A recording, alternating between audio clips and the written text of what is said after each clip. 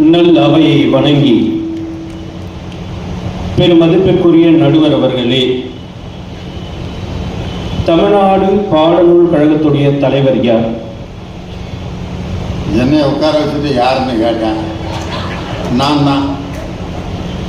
இந்த தமிழகத்தில் உழைக்கின்ற பாட்டாளி வர்க்கத்தில் எத்தனையோ பேர் இருக்கலாம்.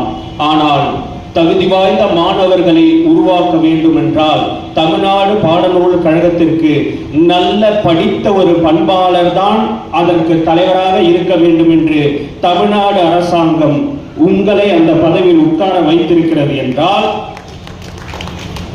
பாட்டாளிகளால நிறைவான மகிழ்ச்சி அப்படின்னு எந்த தைரியத்தில் நம்ம பேச வந்திருக்கீங்க?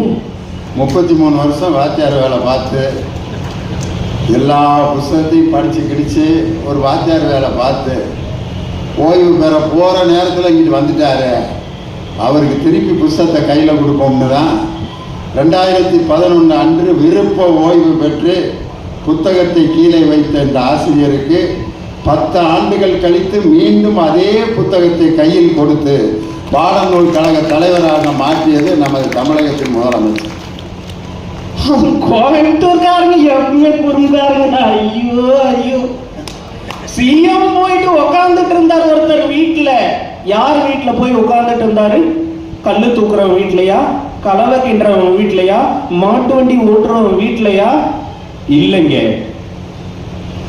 வரைபடத்தை வரைந்த ஒரு இன்ஜினியர் வீட்டுல போயிட்டு உட்கார்ந்துட்டு இருந்தார்.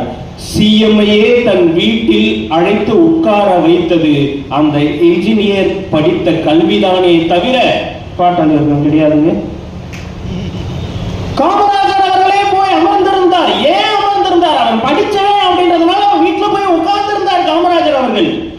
ஒரு நாள் காமராஜர் அவர்கள் அலுவலகத்தில் இருக்கின்ற பொழுது ஒரு அமைச்சர் அவர்கள் ஒரு கலெக்டர் என்ன பண்ணிடுறாரு, அவமதிச்சிடுறாரு. அவமதிச்ச உடனே அந்த கலெக்டர் ஒரு நிமிஷம் வெளியில இருங்க அப்படின்னு சொல்லிட்டு அந்த அமைச்சரை கூப்பிட்டு முதலமைச்சரா இருந்த காமராஜர் அவர்கள் சொன்னது, நாம நினைச்சா எவ்வளவு குட்டிக்காரனை போட்டாலும் அந்த கலெக்டர் இடத்துக்கு போக முடியாதுங்கிறேன். ஆனா அவன் நினைச்சா நாளைக்கே இந்த இடத்துக்கு வந்துட முடியுங்கிறேன். படிச்சவனுக்குரிய மரியாதையை கொடுங்க அப்படின்னு ஒரு அமைச்சருக்கு பாடம் எடுத்தார் என்றால் அதுதான் படிச்சவனுக்கு இருக்கிற மரியாதை. எவ்வளவு பேச்சு நாகநந்தினி அவர்களுக்கு. அசுரன் படம் பார்த்திருக்கீங்களா? நடுவர் கூட வசனத்தை பாதியிலே நிறுத்திட்டாரு. ஆனா மீதி பாதி வசனத்தை பார்த்தீங்களா? சிதம்பரம் படிச்ச ஒரு அதிகாரத்துக்கு வா, அந்த அதிகாரத்துக்கு வந்ததுக்கு அப்புறம் உனக்கு மத்த